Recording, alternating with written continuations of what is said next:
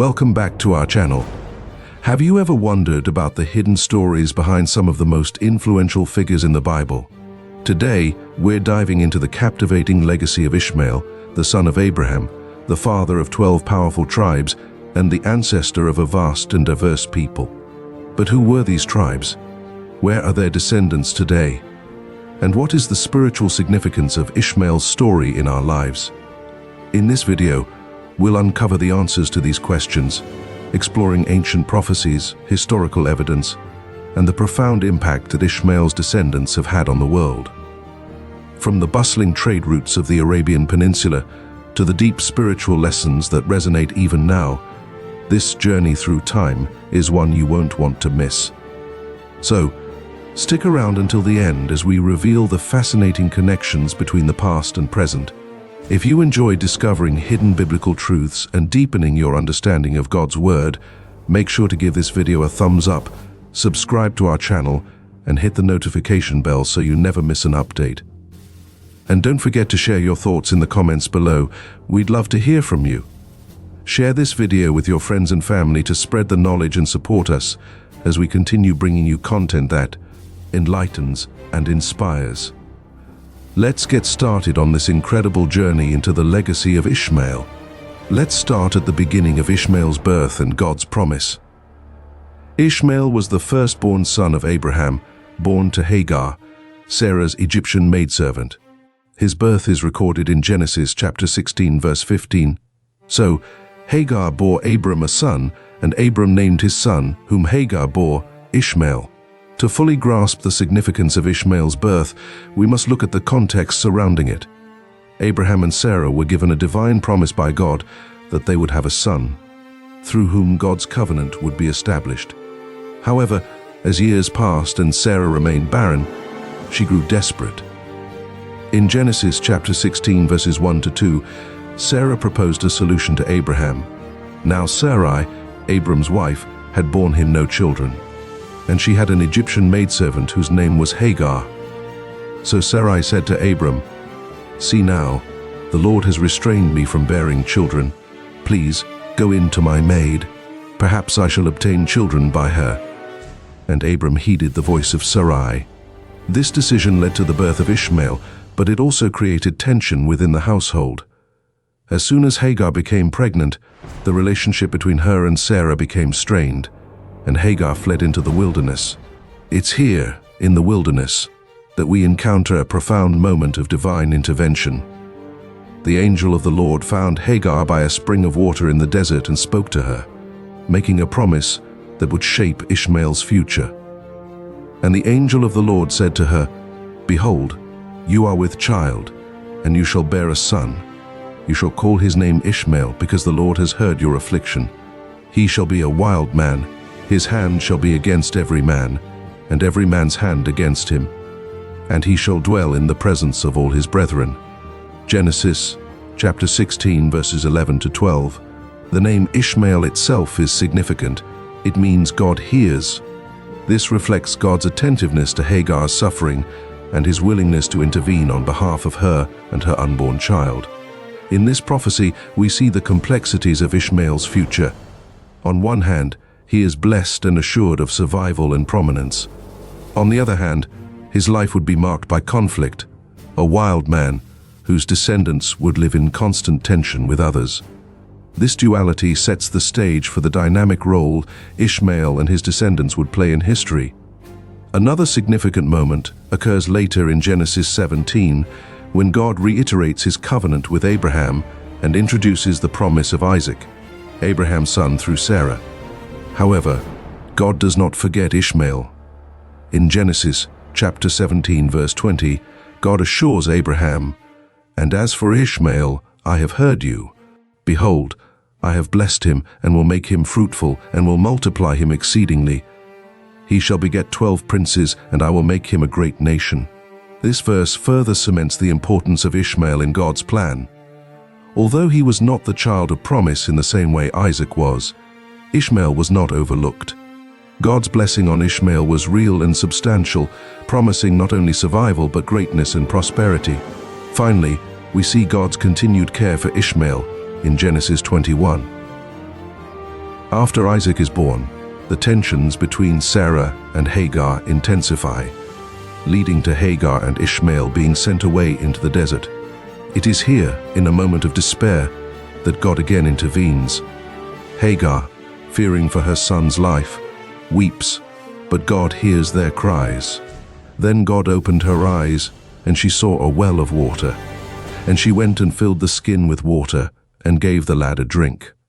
So God was with the lad, and he grew and dwelt in the wilderness, and became an archer. Genesis chapter 21, verses 19 to 20. This passage not only emphasizes God's provision, but also marks the beginning of Ishmael's life in the wilderness, where he would become a great nation, fulfilling the promise God had made. This detailed exploration of Ishmael's birth and the promises surrounding it provides us with a deeper understanding of his significance in biblical history. Despite the circumstances of his birth, Ishmael was destined for greatness, and his legacy would continue through the 12 tribes that would descend from him. Now, who are the 12 tribes of Ishmael? Let's delve deeper into the legacy of Ishmael through his 12 sons, who became the founders of 12 distinct tribes. In Genesis 25, we witness the fulfillment of God's promise to Abraham and Hagar concerning Ishmael's descendants.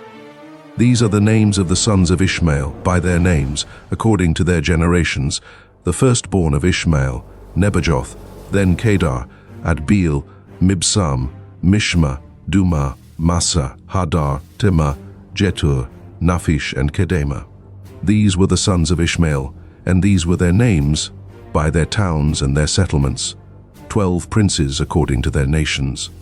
Genesis 25, verses 13 to 16. Each of these 12 sons represents a distinct tribe that played a significant role in the history and culture of the Arabian Peninsula. Let's take a closer look at these names and the regions they are believed to have inhabited. Number 1. Nebajoth. Nebajoth, the firstborn of Ishmael, is often associated with the Nabateans, an ancient Arab people who established a kingdom in what is now Jordan, including the famous city of Petra. Isaiah mentions Nebajoth in a prophecy concerning the future glory of Israel. All the flocks of Kedar shall be gathered together to you. The rams of Nebaioth shall minister to you. They shall ascend with acceptance on my altar, and I will glorify the house of my glory. Isaiah chapter 60, verse 7. This suggests that Nebajoth's descendants were involved in the pastoral economy, contributing to the wealth and prosperity of their region. Number 2. Kedar. Kedar, one of the more prominent sons, is frequently mentioned in the Bible. His descendants were known for their skills in archery and lived in the Arabian deserts. Kedar is often used as a synonym for the Bedouin tribes of Arabia, who lived a nomadic lifestyle. Isaiah speaks of Kedar's future in the context of God's judgment. For thus the Lord has said to me, within a year, according to the year of a hired man, all the glory of Kedar will fail, and the remainder of the number of archers, the mighty men of the people of Kedar, will be diminished, for the Lord God of Israel has spoken it. Isaiah chapter 21, verses 16 to 17. This verse reflects the martial prowess of Kedar's descendants and their significant presence in the Arabian Peninsula. Number 3, 4, and 5. Adbeel, Mibsam, and Mishma.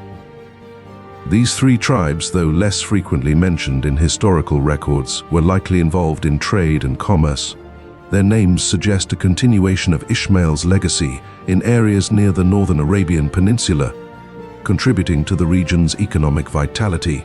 Number 6. Duma. Duma is another son whose name appears in biblical texts. Duma is also a place name mentioned in Isaiah chapter 21, verses 11 to 12, in the context of an oracle. The burden against Duma. He calls to me out of Seir, "Watchman, what of the night? Watchman, what of the night?" The watchman said, "The morning comes and also the night. If you will inquire, return, come back." This passage indicates that the descendants of Duma lived in a region of strategic importance, possibly located near the border of Edom. Number 7. Tema.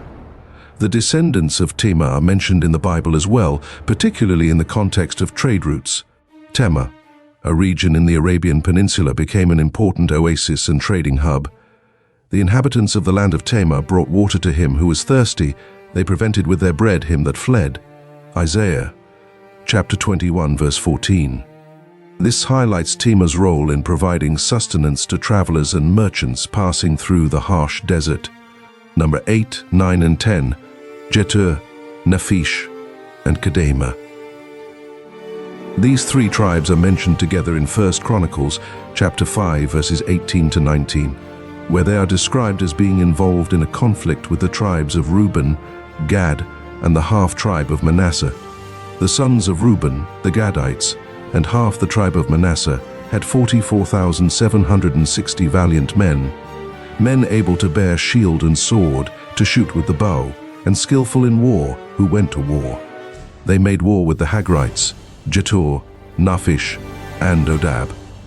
This verse demonstrates that these tribes were not only established in the region, but also actively engaged in military conflicts, indicating their strength and the territories they controlled. Number 11. Massa. Massa is believed to have been located in northern Arabia. The tribe of Massa may have had interactions with other groups, possibly engaging in trade or even contributing to the cultural exchange between different peoples of the region. Number 12. Hadar. Hadar, also spelled Hadad in some versions, is a name shared with a prominent figure in Edomite royalty. Although not much is detailed about this tribe in the Bible, Hadar's descendants likely lived in proximity to the other Ishmaelite tribes, contributing to the shared culture and heritage of the region.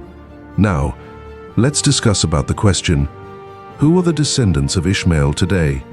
Identifying the modern descendants of Ishmael's 12 tribes is indeed a complex task, given the vast passage of time, numerous migrations, and the intermingling of various people groups throughout history. However, it is widely accepted among scholars and within traditional beliefs that the Arab peoples, particularly those in the Arabian Peninsula, are the direct descendants of Ishmael. This belief is deeply rooted in both historical records and religious traditions. The Arab identity itself is closely tied to the lineage of Ishmael. The Bible tells us that Ishmael settled in the region of Havilah to Shur, near the border of Egypt, as you go toward Assyria. Genesis chapter 25 verse 18. This area roughly corresponds to the modern Arabian Peninsula, where Arab culture and civilization have flourished for centuries. In Genesis chapter 37 verses 25 to 28, we also see the Ishmaelites as merchants, and they sat down to eat a meal. Then they lifted their eyes and looked, and there was a company of Ishmaelites coming from Gilead with their camels, bearing spices, balm and myrrh, on their way to carry them down to Egypt. So Judah said to his brothers, "What profit is there if we kill our brother and conceal his blood? Come and let us sell him to the Ishmaelites, and let not our hand be upon him. For he is our brother and our flesh." And his brothers listened. Then Midianite traders passed by, so the brothers pulled Joseph up and lifted him out of the pit, and sold him to the Ishmaelites for 20 shekels of silver. And they took Joseph to Egypt. This passage highlights the role of the Ishmaelites in long-distance trade, connecting various regions and cultures. The influence of these tribes extended far beyond their immediate regions. They were instrumental in the spread of culture, trade, and even military conflicts across the Arabian Peninsula and into neighboring territories.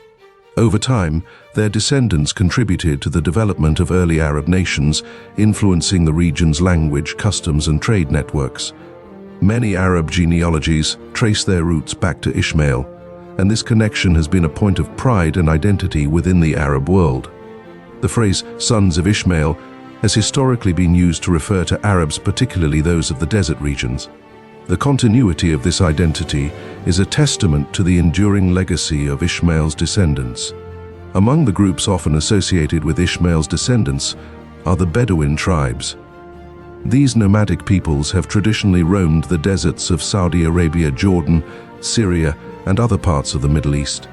The Bedouins are known for their resilience, deep cultural traditions, and strong oral histories, many of which speak of their lineage descending from the sons of Ishmael. Although direct genealogical links are difficult to establish after thousands of years, the cultural and historical continuity within these tribes suggests a strong connection to Ishmael's lineage. The nomadic lifestyle of the Bedouins mirrors the description of Ishmael in Genesis, chapter 16, verse 12. He shall be a wild man, his hand shall be against every man, and every man's hand against him, and he shall dwell in the presence of all his brethren. This prophecy highlights Ishmael's independent and resilient nature, traits that have been preserved in the Bedouin way of life over the centuries.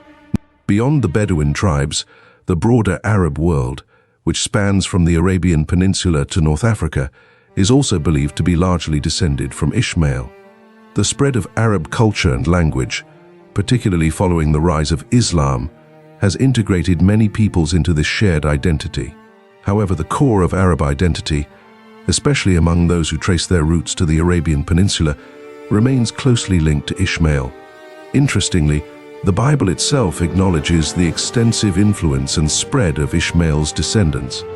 In Isaiah, chapter 60, verses 6 to 7, a prophecy speaks of the future glory of Israel and mentions the descendants of Ishmael bringing gifts. The multitude of camels shall cover your land, the dromedaries of Midian and Ephah. All those from Sheba shall come, they shall bring gold and incense, and they shall proclaim the praises of the Lord. All the flocks of Kedar shall be gathered together to you, the rams of Nebaioth shall minister to you, they shall ascend with acceptance on my altar, and I will glorify the house of my glory. This passage underscores the idea that the descendants of Ishmael would continue to play a significant role in the region's spiritual and economic life, contributing to the wealth and prosperity of the nations.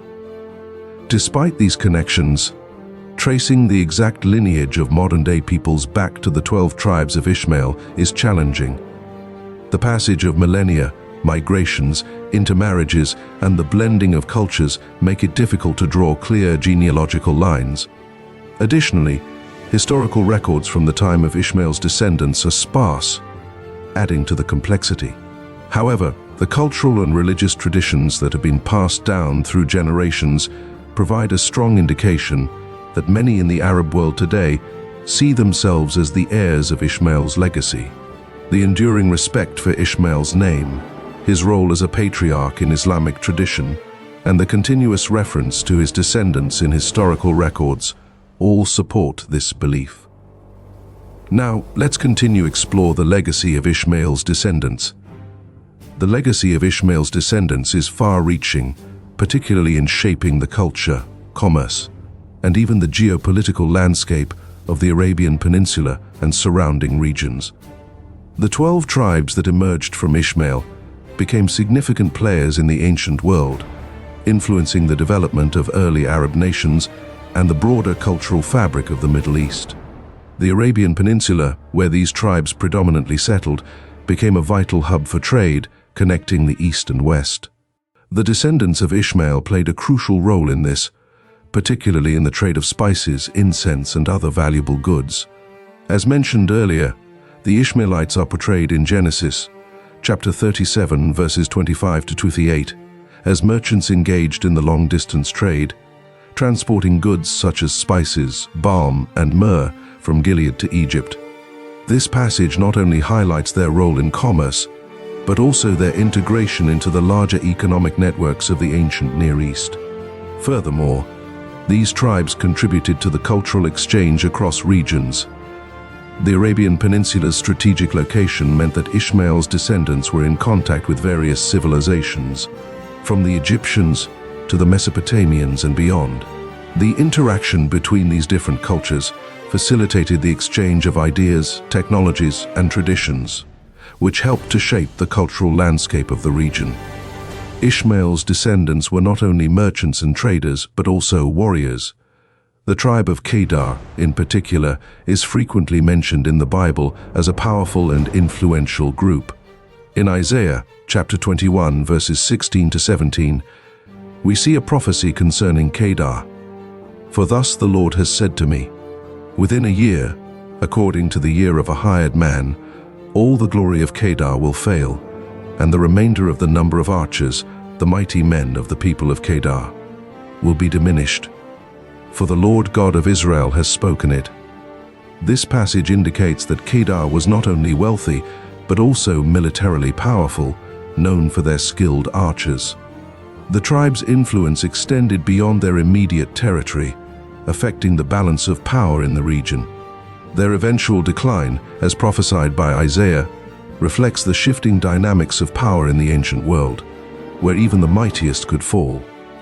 Additionally, the tribes of Jetur, Naphish, and others are noted in 1 Chronicles, chapter 5, verses 18 to 19, for their involvement in conflicts with the Israelites.